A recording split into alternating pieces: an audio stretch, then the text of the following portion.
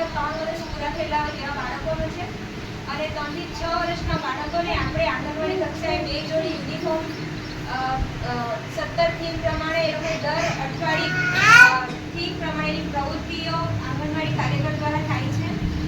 2 ટાઈમના એમને નાસ્તાઓ મળે છે, સાથે ફળ, સોમ અને ગુરુવારે દૂધ સંજીવની યોજનાનો લાભ મળે છે એમને।